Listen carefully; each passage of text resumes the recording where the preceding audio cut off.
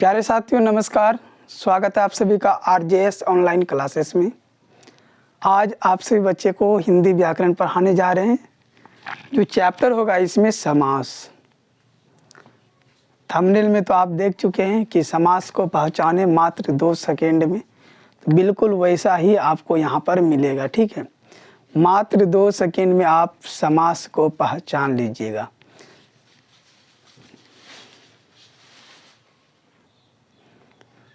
देखिए, सबसे पहले हम लिखते हैं समास किसे कहते हैं।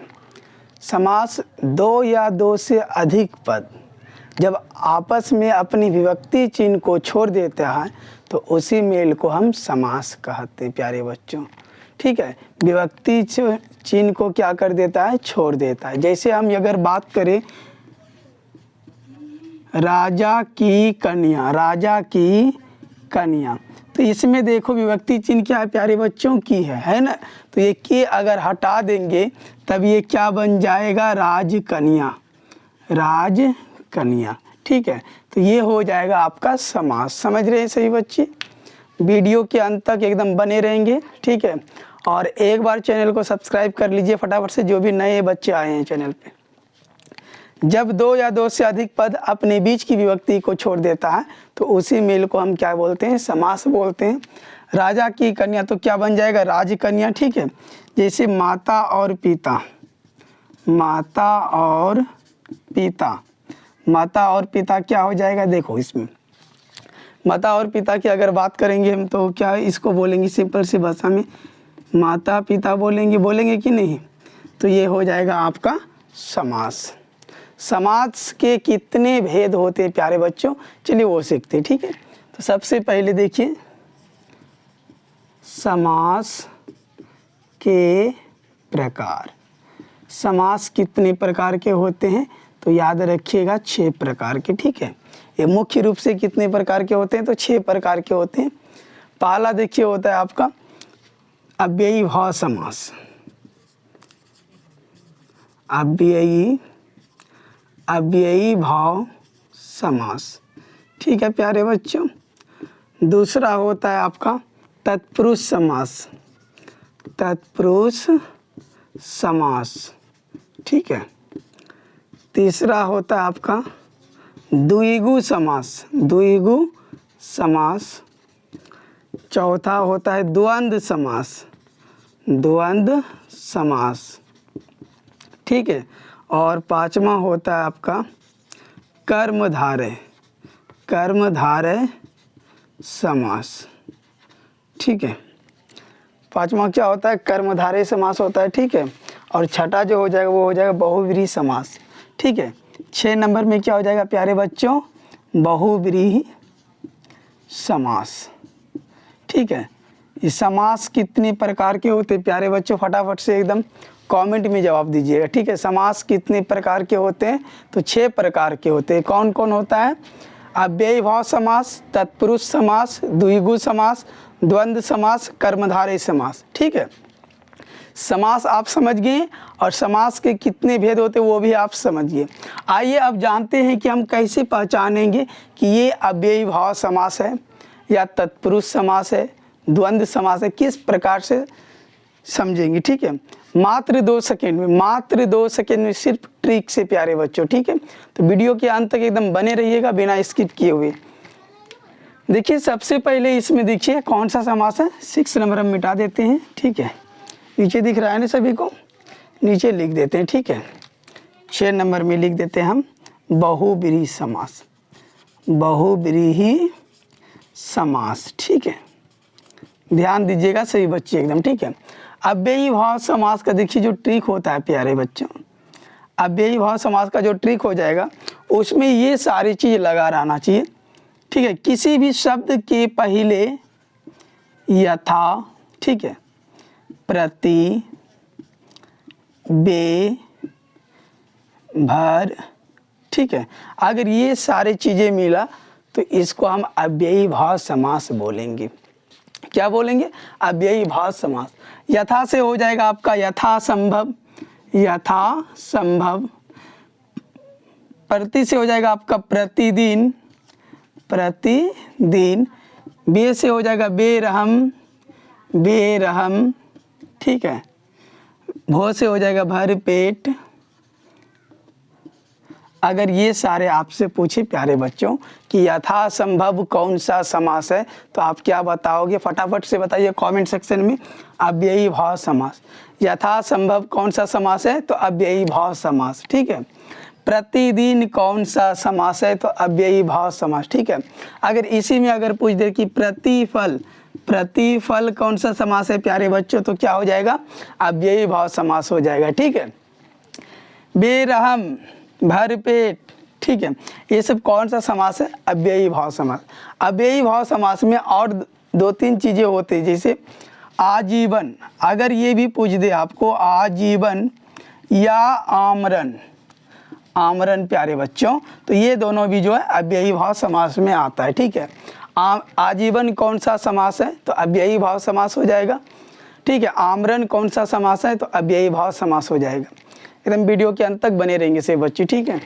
शेयर कर दीजिए एकदम फटाफट से सारे बच्चे के पास जो भी 2025 बोर्ड एग्जाम की तैयारी कर रहे हैं, चाहे वो 10th का हो या 12th का हो, ठीक है। सारे बच्चे के पास एक बार शेयर कर दीजिएगा। आजीवन कौन सा समास है? एक बार चैट सेक्शन में जरूर बताएंगे, ठीक है। आमरण कौन सा समास है? तो अव्ययी भाव समास हो जाएगा, ठीक है।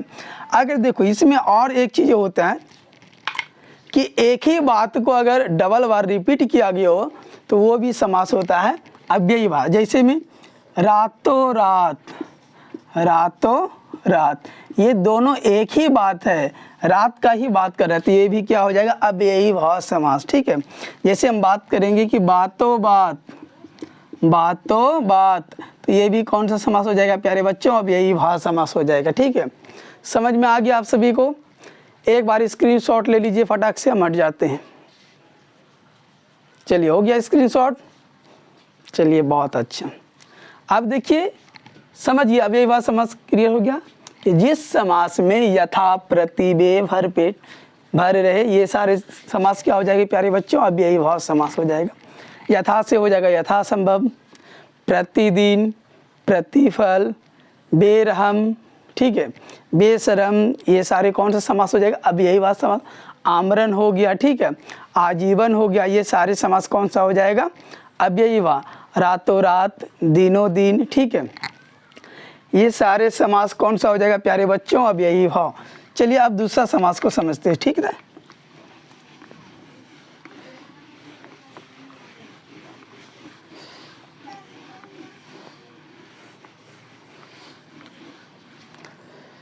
तत्पुरुष समास। देखिए 2 नंबर में जो है तत्पुरुष है, तत्पुरुष समास। इस समास के बारे में प्यारे बच्चों समझाते हैं, ठीक है। मात्र 2 सेकंड में याद रखना है, मात्र 2 सेकंड में। जिसमें विभक्ति चिन्ह गायब हो, लिख देना है फटाफट से। जिसमें, जिसमें विभक्ति चिन्ह, विभक्ति चिन्ह क्या हो प्यारे बच्चों? गायब हो, गायब हो, उसे क्या बोलेंगे हम? तत्पुरुष समास कहेंगे। जैसे में अगर हम बात करेंगे राजकन्या, राजकन्या, तो देखिए इसमें कुछ छुपा हुआ है प्यारे बच्चों। राजकन्या हम कैसे बोल सकते हैं? अर्थात इसको हम कह सकते हैं कि ये राजा की कन्या, राजा की कन्या, तब ना राजकन्या हो गया। देखो विभक्ति चिन्ह है ना, का, के, की। जैसे विद्यालय अगर हम बात करेंगे, विद्यालय, विद्यालय किस लिए? विधा के लिए आलय, विधा के लिए आलय, तब ना हो जाएगा विद्यालय। तो के लिए क्या है इसमें? के लिए क्या है प्यारे बच्चों? विभक्ति चिन्ह है। क्या है? विभक्ति चिन्ह है।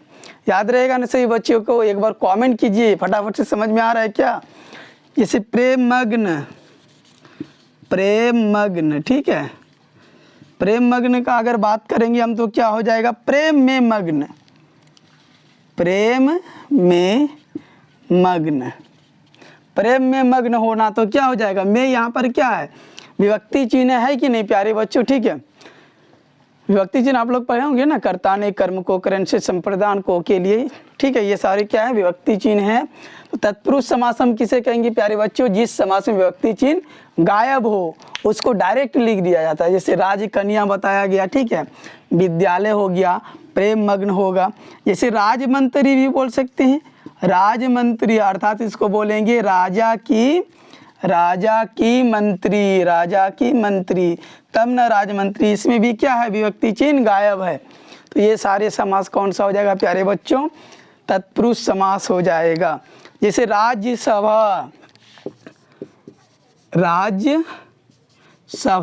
राज्यसभा अगर बोलेंगे तो राजा के लिए सभा, राजा के लिए सभा जो होगा प्यारे बच्चों वो राज्यसभा हो जाएगा। तो के लिए भी इसमें क्या हो जाएगा विभक्ति चिन्ह हो जाएगा। तो विभक्ति चिन्ह वाले को कौन सा समास बोलेंगे, तत्पुरुष समास बोलेंगे, ठीक है, तत्पुरुष समास बोलेंगे। आई होप कि आपको तत्पुरुष समास भी समझ में आ गया होगा, ठीक है। अब तीसरा समझाते हैं जो है द्विगु समास प्यारे बच्चों।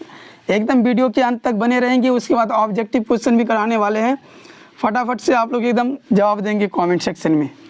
शेयर कीजिए आप लोग फटाफट से, एक बार अपने दोस्तों के पास शेयर कर दीजिए एकदम फटाफट से। देखिए द्विगु समास को ध्यान से बच्चे, ठीक है। 3 नंबर में कौन सा समास हो जाएगा प्यारे बच्चों, द्विगु समास, ठीक है, द्विगु समास। द्विगु समास में क्या होता है, प्रथम पद जो होता है वो संख्यावाचक होता है।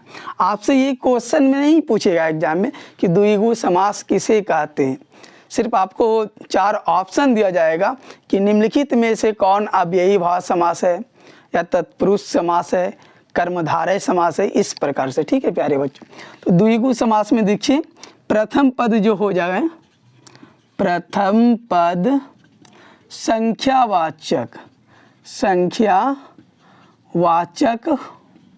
होना चाहिए,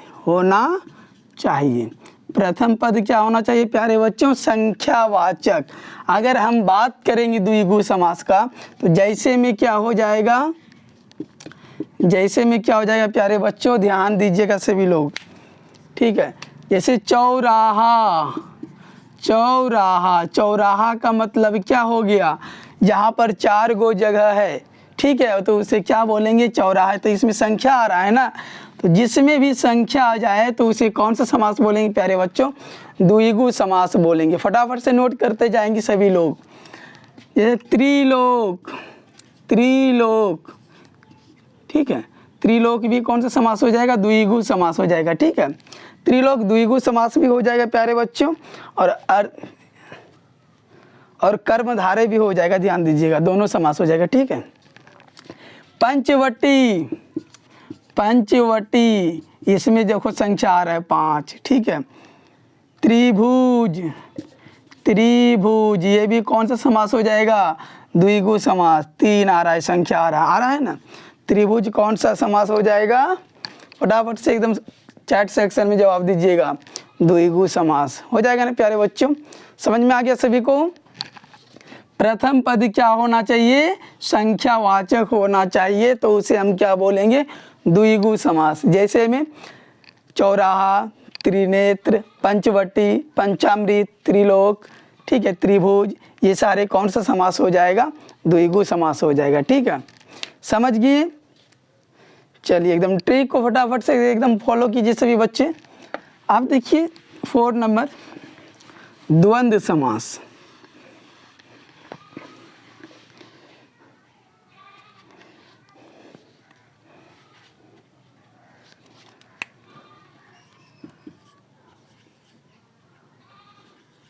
द्वंद्व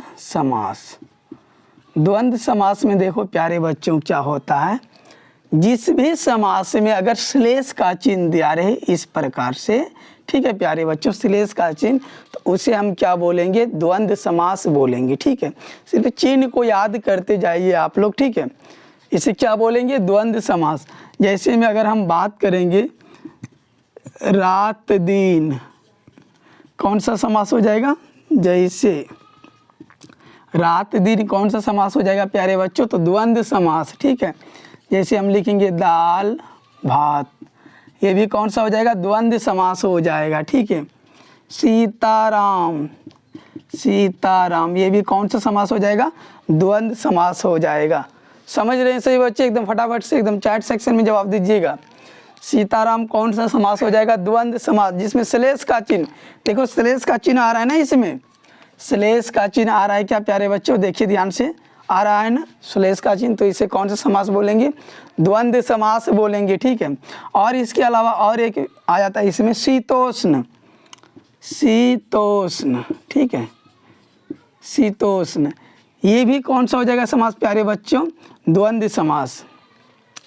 अगर इसका हम संधि विच्छेद करेंगे, ठीक है प्यारे बच्चों, तो हो जाएगा शीतधन उष्ण, शीतधन उष्ण, वो हो जाएगा शीतोष्ण।